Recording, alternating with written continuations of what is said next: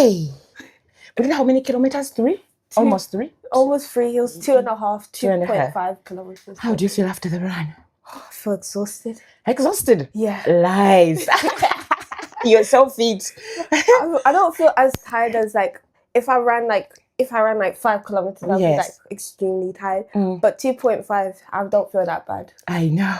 But me, I'm exhausted because I've spent like 2 months without running. Oh. But I feel so good. This is a nice way of ending your week, you know? Yeah. Wow. How old were you when you started running? I started running when I was 7 years old.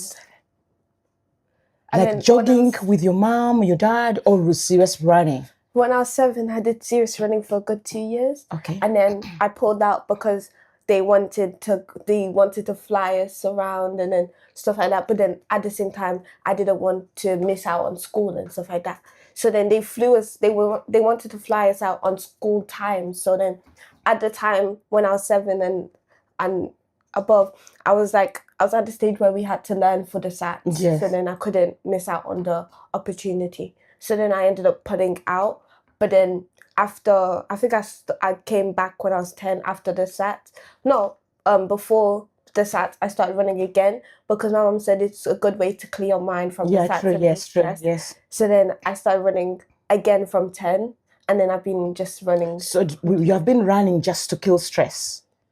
No, to like kill stress and also to like keep fit, I would say, because I genuinely like running because it's like you're outside and you feel the air and then you don't feel so stressful, and like at the same time you're not stressed and also getting like your steps in. So then I do it as a way of exercise because like school's telling you do exercise. Yes, true. Yeah. So then I do running as exercise, and obviously the other. That's a good thing. So how did you even join the school team, like running for the school? So we did sports day, obviously, and then the coach said how he liked the form that I was running in. So then he emailed my mom and he said we would like Willow on the school track team, and then my mom said of course she would say yes. And then I think he noticed the form I was running in, and then he spotted the way I was running in would be good for the track team. Yeah. Wow. So if you compare the two, like you said, you dropped out of sports because you didn't want to miss school. Yeah. So you preferred school more than the sports? I prefer sports more, but for it to be the SATs, then like it's a big exam, and obviously I don't want to like fail the exam and miss out on like extra studies. So then I prefer sports more. That's why how I told you about the cheer team. Yes. Because I'm trying to get the school in more activities now that there's less pressure on tests and stuff. Yeah. So then since year 7 to year 9 roughly, there's not that much stress on tests, exams and stuff like that. But year 10 and above, then there's stress of tense. Exactly. So I was thinking sports in school for the people who don't have as much exams would be good for us. So then Okay. So if you miss out, like you miss out school, do they punish you? They send the parent a fine for missing out school. Like if you miss a day if it's one day and you tell the school if you're sick, then it's fine. But if it's consistent missing like a week or so, then they send you a fine because you're not meant to miss school. Oh. So they punish your parents instead of you? Yeah. Why? Why the parents? Because they think the parents are the reason why the children aren't in school. Okay. So yeah. But you know that some children are stubborn. They don't want to go to school. Exactly. And back in Uganda, you can send your child to school and decide to just run around, or not to go to school, not to attend. So do they? When they drop them off at school, they just don't dropping? They tell them to go. Oh, they don't take them to school. They don't. Oh. 5 in the morning, you find a 6-year-old on the road. Oh. Yes. Here you would never find like as young as 6 going to school on their own. No. I think the age there where they're taken in the UK, the age you take yourself to school is roughly 10 years old. 10 years, and above, because obviously it's rather if the school's close to you, then 10 years old you can just walk to school. Okay. But mainly more parents start letting their children walk to school in secondary if the primary school isn't as close to them as. Okay. Welcome to yet another edition of Share with RKB. So today with me is the beautiful Willow. So I'll be talking to her and she's going to take me through her life, whatever she's doing. And by the way, as in a ballet, yeah, I do cash runs for the school and for her health, like she said. So we're going to be talking about so many things and how she's keeping up in the UK, because here in the UK, children have freedom of speech. They can say what they want. They can decide what they want. And when they clock 16, they can even start driving, right? Yeah. Yeah. You can even have a boyfriend. I had. For real? Oh, wow. At 16. Even younger. People my age, they're dating. What? Oh, wow. Can you imagine? So, today, so, dancing and running, which one did you pick first? Dancing.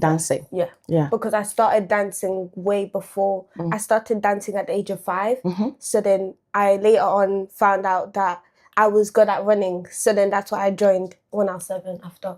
How did you pick the interest of dancing? So at first I saw the Nutcracker. It was on, I think it was on the TV. It was just like, because we let the TV run. So it was just on the TV and I was watching it. And I saw how they were all in sync. And then I did some research about ballet, and then and then it takes a lot of commitment. So then I wanted to try see if I could be committed to ballet and see like where I would be in sports wise. And then I found the passion of ballet. Because whenever you look at people dancing ballet, you feel for them. The way they dance on their toes like this. And then it takes a lot of strength to stand on like your toes. Yeah. And I heard that it's like you get hurt. You have to put plasters and stuff. Exactly. Yeah. Why? Because when the wood inside, in the shoe, there's wood.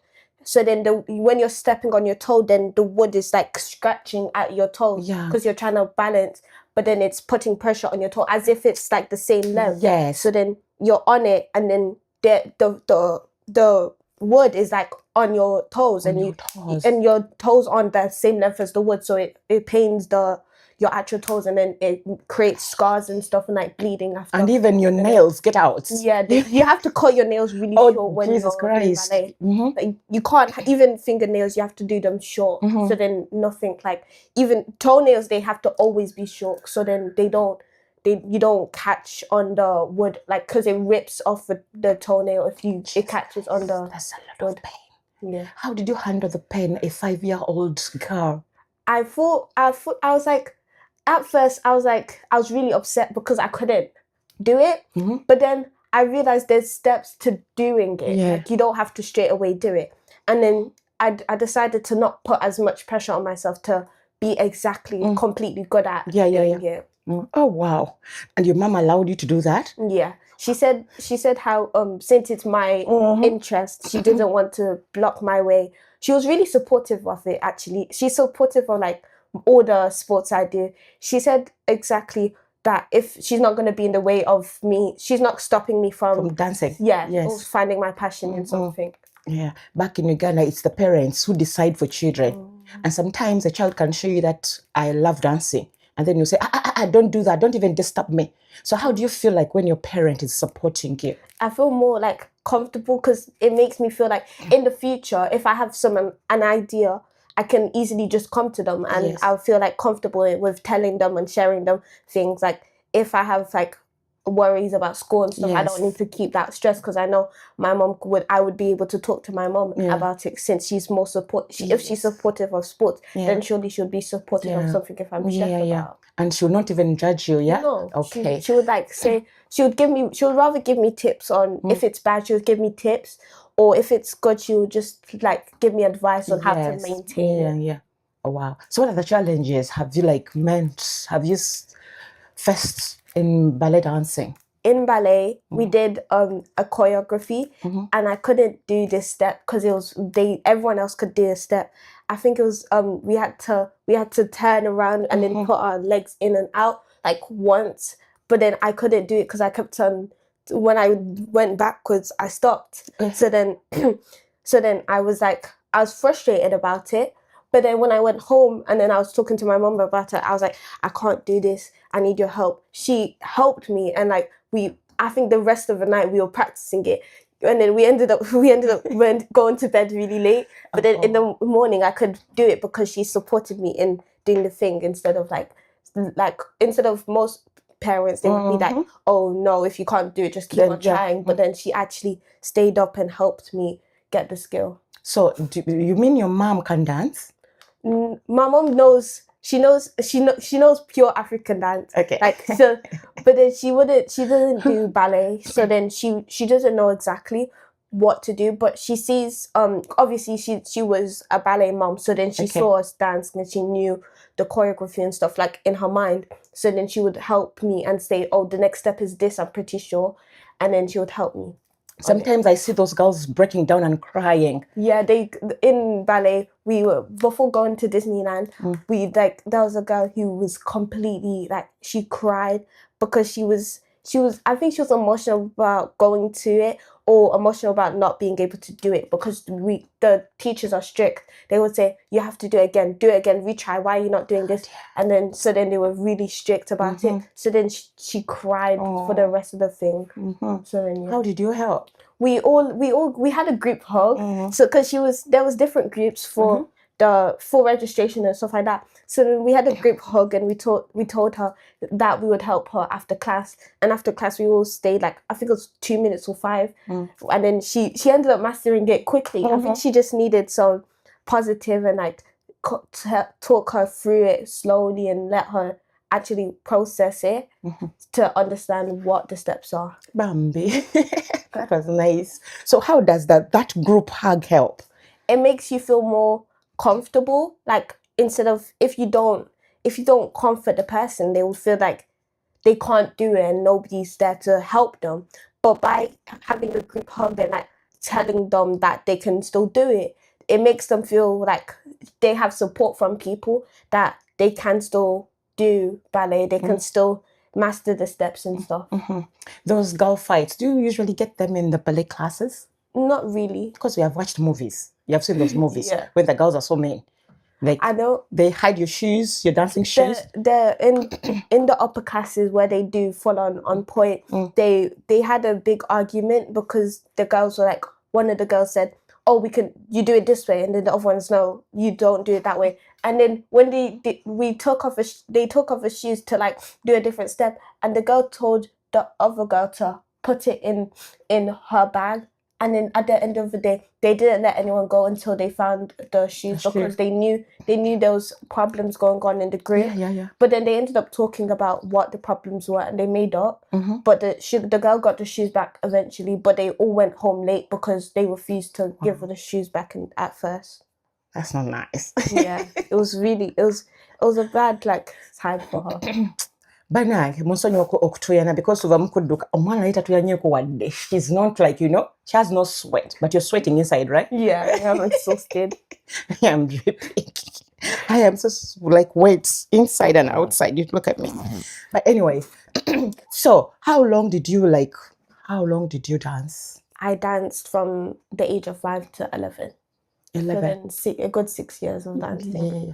And sometimes I hear that you break bones and stuff. Yeah, a girl in my group, her name, I'm not gonna say her name obviously, but then she hurt her ankle when she was doing a turn, and then she had a good when we turn around. Oh, the turn with the 10. Oh, the turn. Okay. Yeah. Okay. She hurt her ankle, and it was really bad, and she couldn't dance for a few months. Oh dear. But then she ended up recovering because it wasn't as severe as we thought it was. But then she had to go easy on her feet. So for you, I've never broken a bone? Never. Oh, you're so lucky. How do you do it? Do you pray? Is there certain food you eat so that you can be flexible? I do a lot of prayers. My mom prays especially. She prays that I don't injure myself or I don't get hurt during ballet, because ballet is a really hard sport. Yeah, it's tricky, yeah. So then she prayed that I wouldn't get hurt while doing it because she knew I had a passion for it. Yeah. So she didn't want to stop me, but she didn't want me to get hurt at the same true. time. Oh dear. So parents, you have had that, especially moms, pray for your children wherever you are, and we will support them. Or for them. That means a lot to them. Are there children that their mom or their parents are not supportive?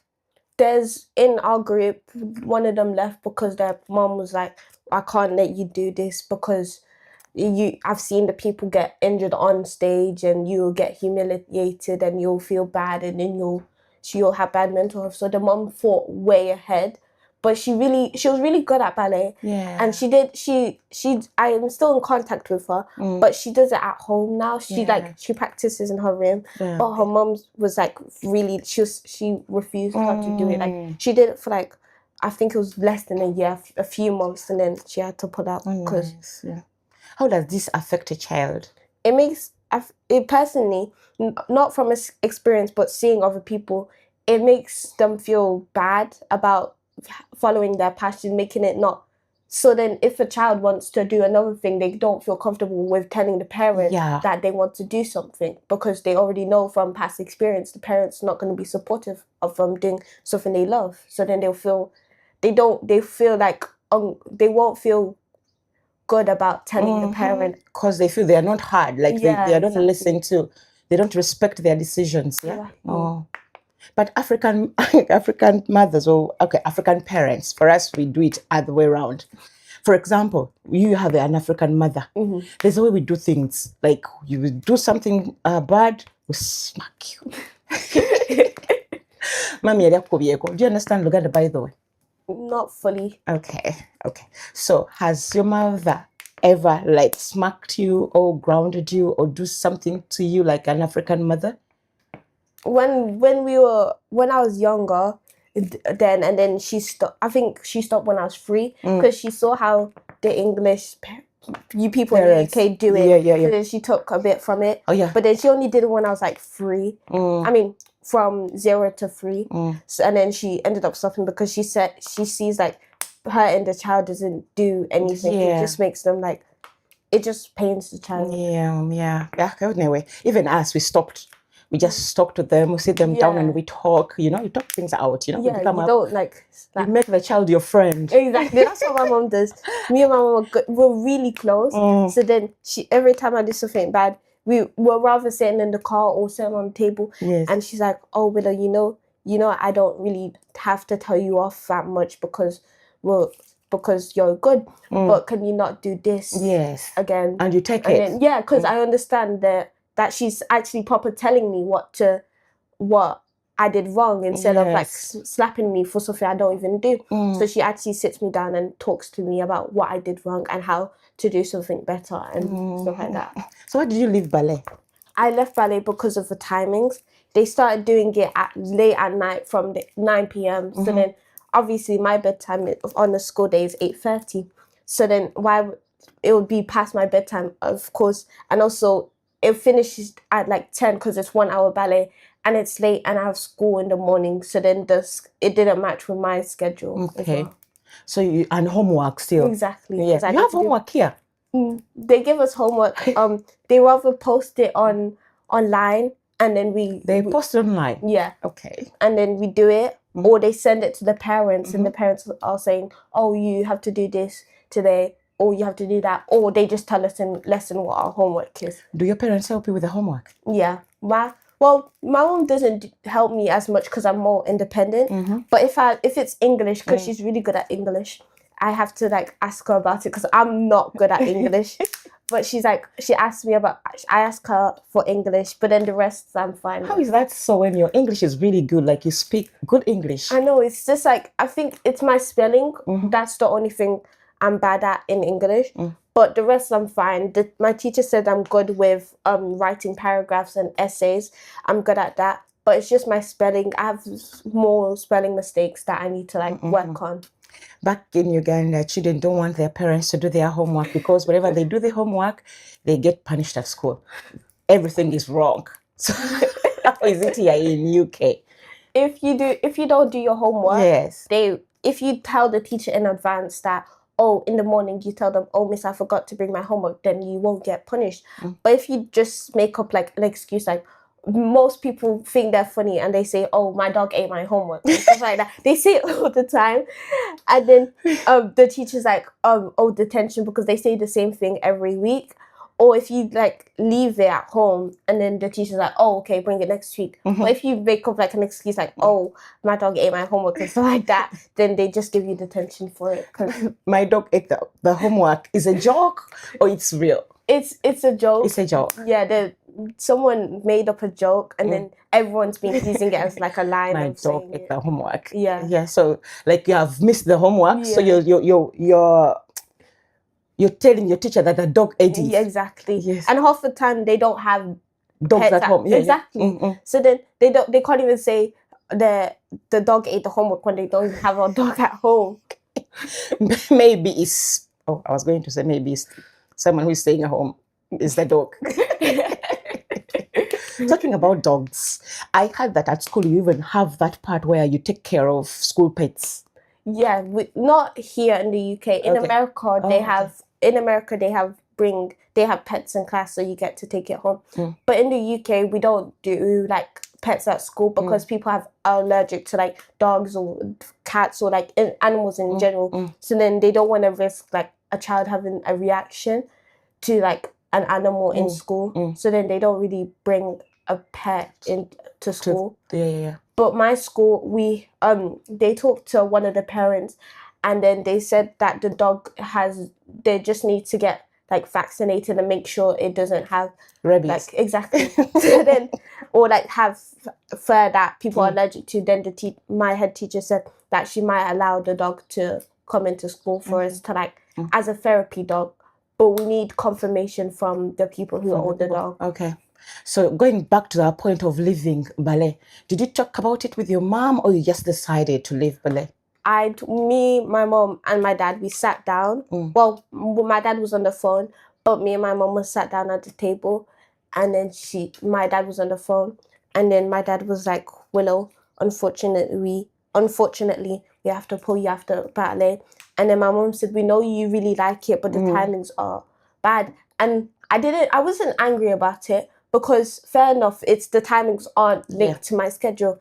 So then I wasn't mad about leaving or mad about missing out. It was just like I felt more calmer leaving now that instead of if my parents would have pulled me out without telling me, then I'd feel angry. But my parents actually talked to me and told me why I have to leave ballet and I have to pull out of ballet. Talk about you not telling you and they just pull you out of ballet. Then would have made you so mad. Talk about that also, so that a parent out there can pick a leaf why they should talk to to their children and explain why they're doing certain things.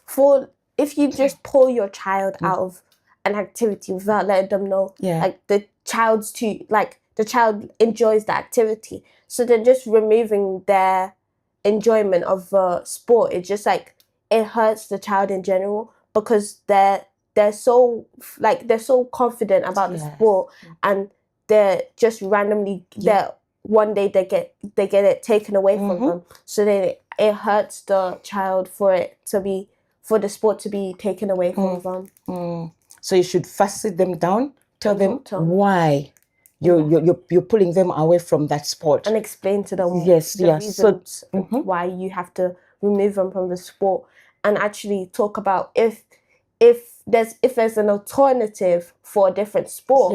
Like if you remove someone from ballet and then they join, let's say, basketball, then the child will be like, maybe if ballet didn't link to my schedule, or if my parents don't want me to do ballet, but they want me to try basketball, I might try it just so I can see if I actually am good at basketball or if I enjoy it. And if they don't, then they feel safer talking to the parent about, oh, I can't do basketball.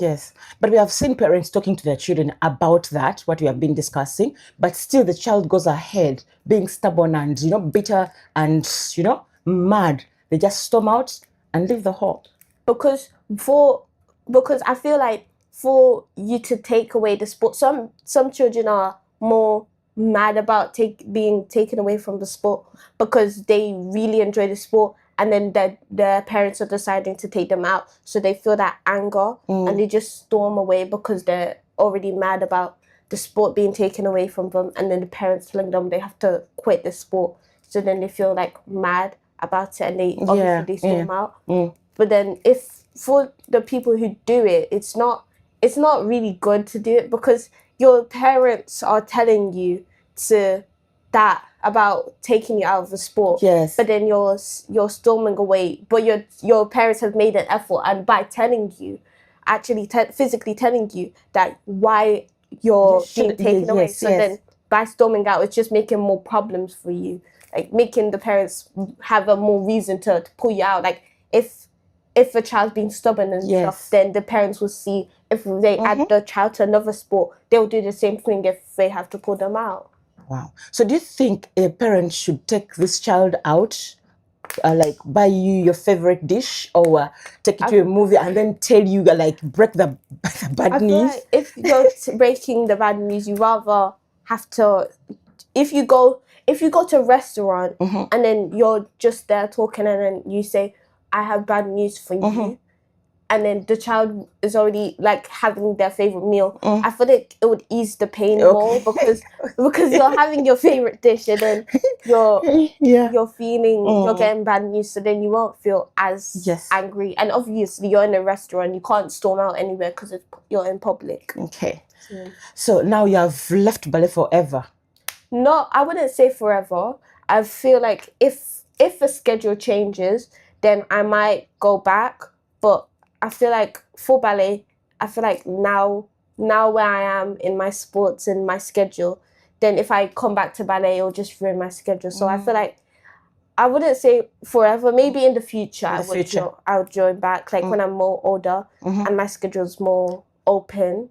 But now I feel like not the time. Much older, don't you think your bones will be hard by then? Because I heard you don't have to eat salt. You can't, for ballet, people who do ballet, you can't eat salt because the salt is high in sodium, but then at the same time it makes your blood pressure like go reduce and like randomly drop, which may cause a stroke while you're doing a turn or something.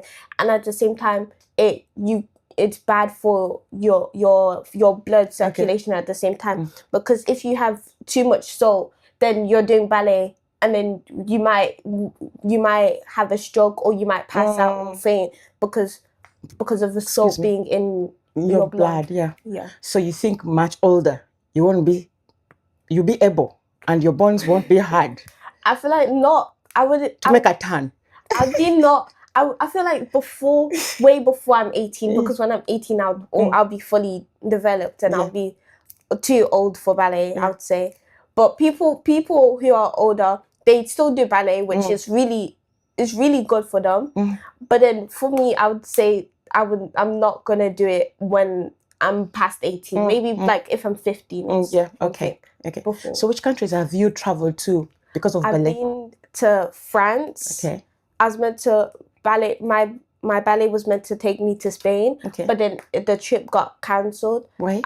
I'm not sure why. I think it's because not many people signed up for it. They needed a certain amount for the show, but then we didn't have as many people for the show. We just needed 15 more people to come, but not many people wanted to go to Spain. So then we were meant to go to Spain, but we ended up getting cancelled. But so far we've been to France, and then we performed here twice. Okay. And then Disney. You've forgotten Disney. Oh yeah, Disneyland. That's 4.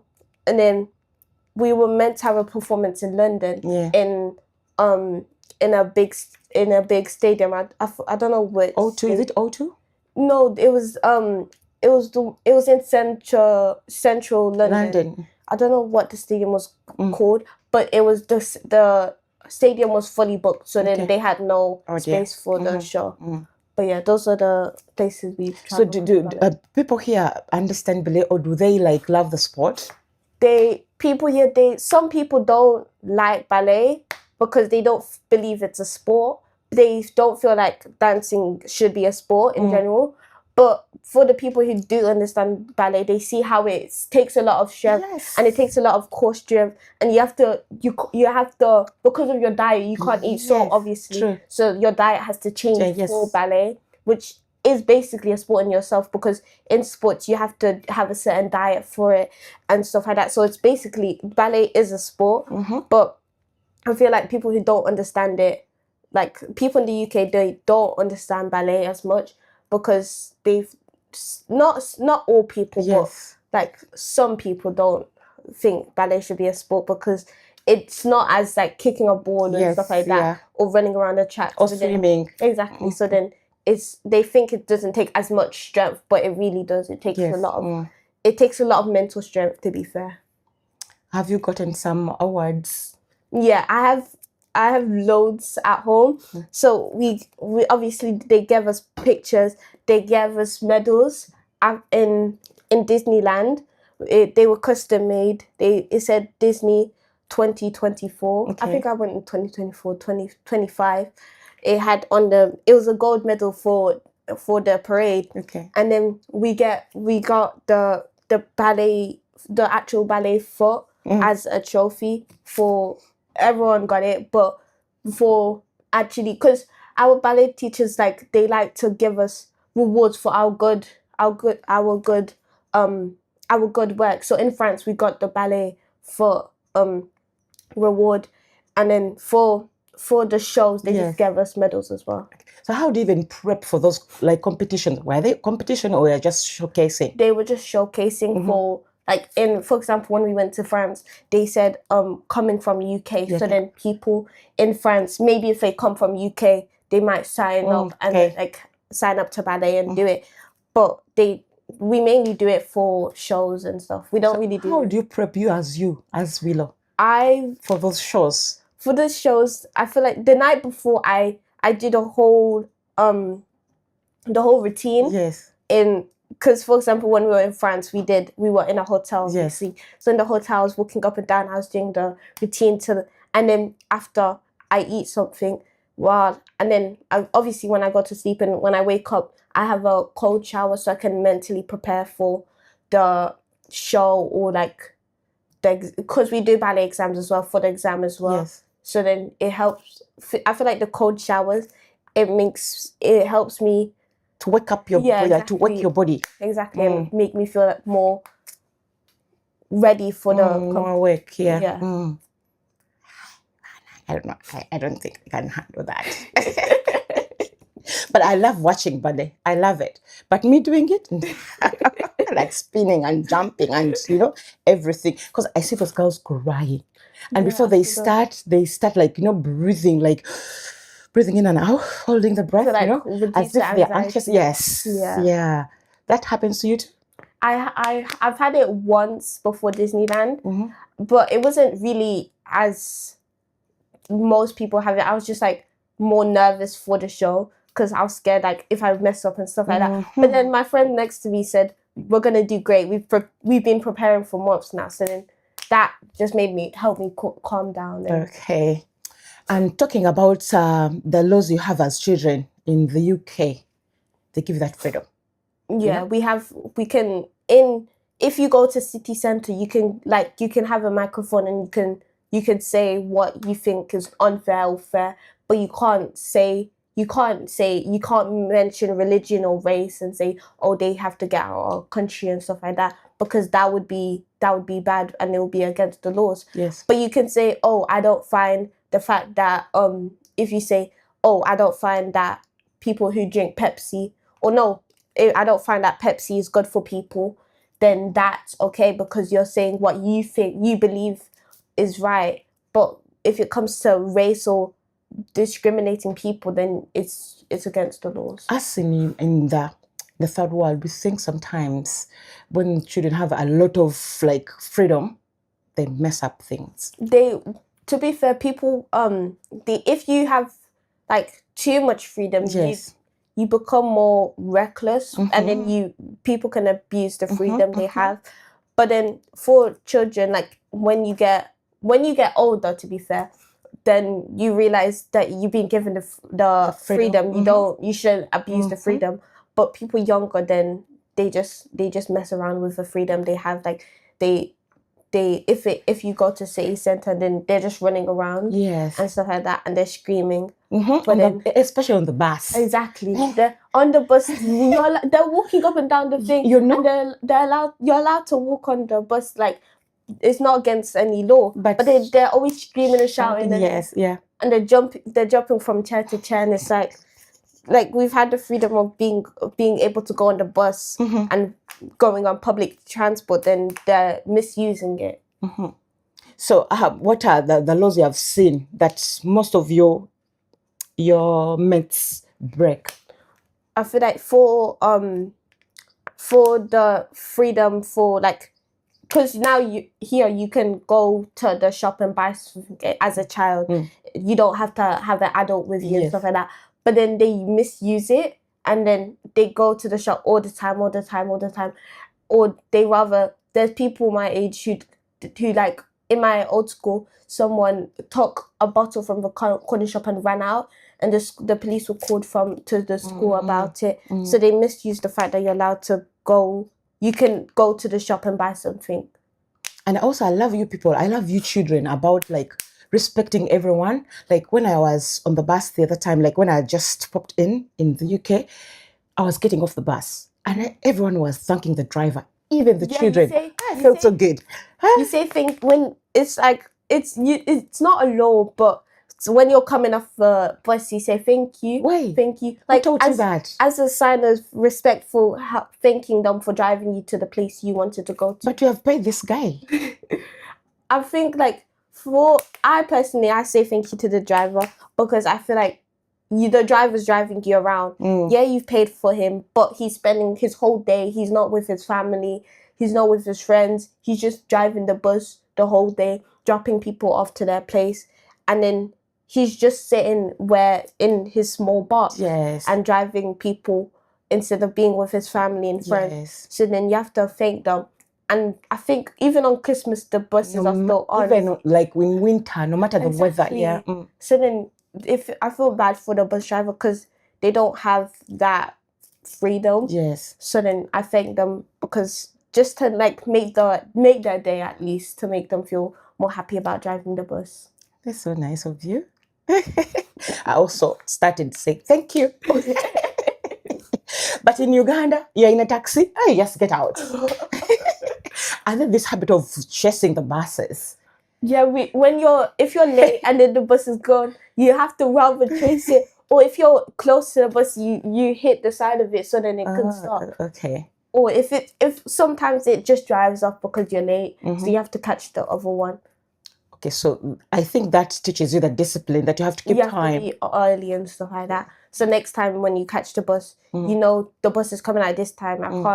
I can't be late like yesterday, or I can't be late like last week and stuff like that. So when was your first time to jump on a bus? It was when I was in year 8, the start of year 8, when I moved schools. I started taking the bus to school by myself.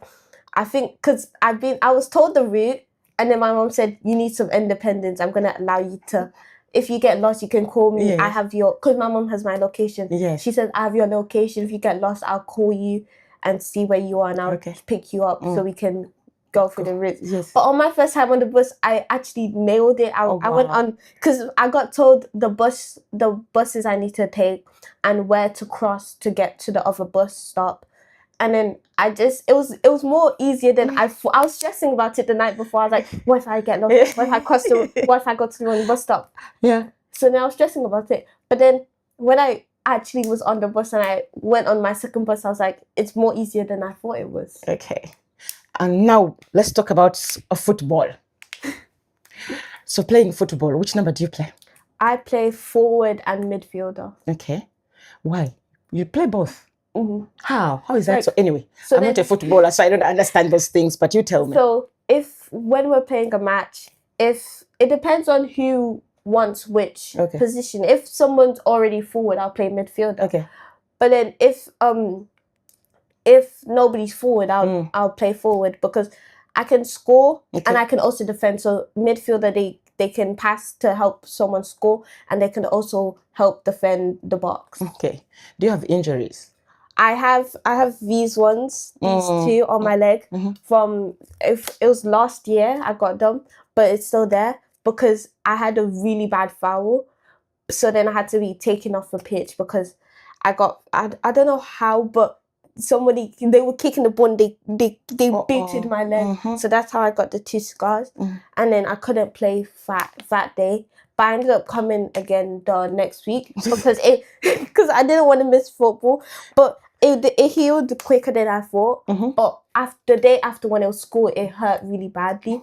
So then my friends had to hold my back and I was just limping around school, and then people asking me, what's wrong with it? And I'm like, oh, I had a bad injury in football yesterday. And they're like, oh, okay, are you okay? And I'm like, yeah, I'm fine now. But it still hurts because obviously it was the day Did you talk to your mom about it? Yeah, my mom was and she was like, okay. My mom was like, you could not go football next week. But then I was like, oh, I'm feeling better. Can I please go? And she's like, are you 100%? And then she picked me up early from football. She didn't want me to do the whole 1 hour just in case I get injury. So I only did 45 minutes of it, and then my mom picked me up and we went home. She wanted to be sure that I don't get injured again. But she was really upset about my injury. She was like, are you okay? She didn't want me to go to school the next day, but then she didn't want to get fired. So she said, if you have any problems, just call me through the reception phone and then I'll pick you up early. So then she told all my teachers about my injury. So then I went out of lesson early to go to my next lesson. So I left class early so I can make it to my next lesson. Wow. In Uganda, some parents think that playing football is for boys. They don't allow girls. Many African mothers, especially us, we think football is for boys. It's like it's harsh for girls to do that, right? So what words would you tell an African woman, an African mother, or us in Uganda that who don't allow our children, the girls especially, to play football? It's not every sport is just for males, to be fair. So like every sport is for both male and female. Swimming's for both male and female. Netball, there's male and female. Basketball, male, female. So then for them to football is also for both genders, because there's also like on football, when you turn on the TV, you also see women playing. So there's also girls can also play football, even if it seems reckless and it feels like it seems more for males, so then because they're more stronger. But in actual sense, it's actually, if you let the girl play football, then you're actually helping them have mental strength and physical strength, because football takes a lot of strength. So then by letting them play football, then you'll see it's not as reckless for only boys. It's girls can also be good at football, and I've seen many girls who I play with. They're really good at football, and they join after a while, but then they're really good. Yeah, exactly. Because if you find out a girl's good at football, then stopping them from playing football is like it's bad. Yeah, it's bad because it's their passion. You have to respect that. Me, I have a friend, she's a Ugandan. I love her so much. She's called Nabada. She's a ref. Nabada. Yeah. At first she was playing like you, but now she's a ref. That's good. Can you imagine? She's so good, but at first her dad was against it. Yeah, he didn't want her to play football. But right now, she's a ref. That's so good. Like, you see, because even with her playing football, and her dad was against it, but then eventually she was allowed to play football, and you can see from her passion, it's become into her job. Exactly. Like, she's earning money from playing something she's good at. And we're so proud of her as Ugandans because she's doing so good, Yeah, it's good. So how do you want to develop your skills of football, or you want to switch back to ballet? I feel like I don't really feel like going back to ballet, because it was fun when I did it, but then I've seen I'm more better at football, and for football I feel like I'm gonna stay, and hopefully, because I play for an academy, so then hopefully I make it for their actual league, their actual football league, and I play for them as the academy. So then but then for ballet, it's good, but it's just like shows and stuff. Yeah. And yeah, there's competitions, but you don't really. It can't be. It can be a job if you're like acting and you're a ballerina, but I wouldn't say like it's ideal. You wouldn't get as far as you would if you play football. How do you even choose between the two? Because you love both. Yeah. How did you come to make a decision and say, I'll take this? Oh, it's your parents speaking for you. I talked to both parents, and then they both gave their opinion on which sport I should play. My mom said she doesn't really mind whichever I play. She would still support me. And my dad said because of the ballet timings, then I should do football because obviously we both watch football.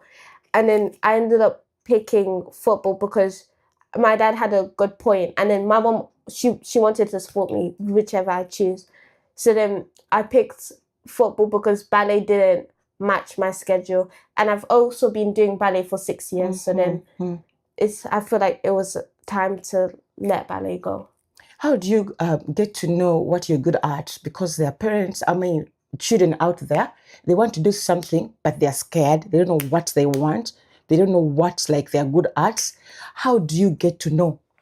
So for me, I rather, if it was like basketball and stuff, in PE, to be fair, for when you have PE and you're doing a certain sport, because each term you do a different sport, if you find that you're good at something, for example, if you find out you're good at cricket, and then your coach is saying that you're doing something well, then if you try out of school, so like for a team, and then if you fail the tryouts, then you know that you're not as good as for. Yeah. But then if you keep on trying different things, then you'll figure out which one you actually are too. And for like, if you're nervous, then you need to have more. You need to believe in yourself more. That you even if you don't make the tryouts, then you still have like tried it out and seen if you're good at it or not. Okay. Oh, wow. Well done, my dear. I can't wait to see you on my screen. I say, yeah, go, Willow. So where do you see yourself in the next, let me say, in 10 years? I see myself in university. I'm hoping to go to Cambridge. Okay. But if I don't go to Cambridge, I see myself doing university. Personally, I want to be a pediatrician when I'm older. Nice. So then when I'm in university, I would rather be doing nursing school or university. One of those two I'd be in. Okay. And then I would still be doing football because currently I still do swimming. I would probably drop out of swimming because I have school to deal with. I might be in ballet or I might be doing ballet at school. But in 10 years, I see myself in rather university or nursing school. I see myself still doing football. And also I can't imagine a doctor playing football.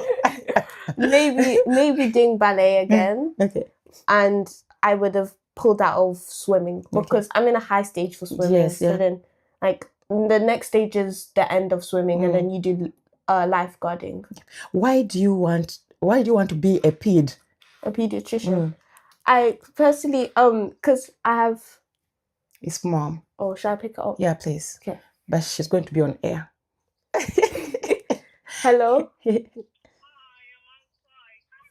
Okay.